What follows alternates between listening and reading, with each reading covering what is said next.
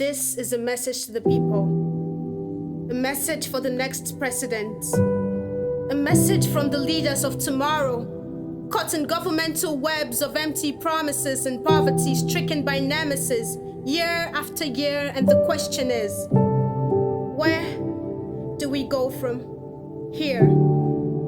Shall we be on repeat again? Brainwashed as always, see, I must accord our country for one thing, her willingness to hold on, to survive, but holding on is no longer enough. The suffering and smiling isn't enough. In 2022, we still they hawk bread in traffic. Under sun and rain, a strain has been created in our brains, allowing us to voluntarily bend our heads in the face of aggression. And our government still playing hide and seek at their age. It's tragic. Leadership is not a place for the weak, not a place for magic. It's service, sacrifice, and sweat for true results. A mountain to climb and you must keep up, you're not listening. It has been more than 60 years of corruption, more than 60 years of disappearing funds and looting, telling us it's been taken by monkeys and snakes. Sometimes poverty is not a mistake. It's a button you push. We choose to vote you and you choose to model up the flag you pledge to uphold. And when we speak, it's massacre of the weak. And then things fall apart in families when their brothers put their future at stake against all odds. And when our sisters are bored, they pick up their phones and dial confused Big Brother. Nigeria has become a mess. And if you do not get the message still, our hearts are broken and our souls are spilled on the pews of the bloody Pentecost. Let's face it. Should we talk about currency? Don't go there because we're both gonna end up with a sad note. What do you call it when the people contribute and help the church build schools the people cannot afford? Facts. What happens when religious leaders confuse faith with common sense, stepping over the fact that the only difference between every religion is the mode of prayer?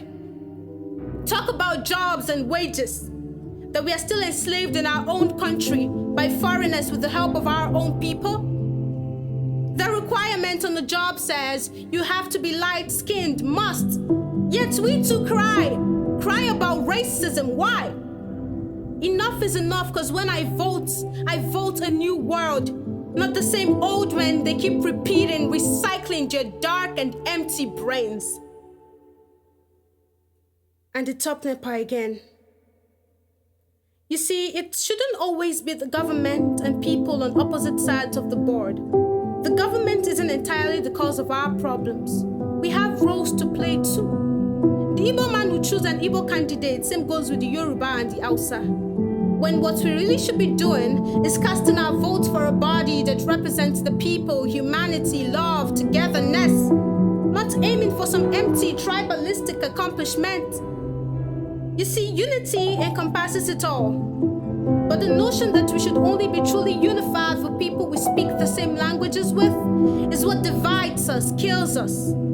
It's not about attaining your PVC. It's about the choices you make when you do. It's about what you cast your vote for and not who. You see, it is true that the government may see only the votes and not the people, the ballot boxes forcing them to make empty promises. We do not want promises.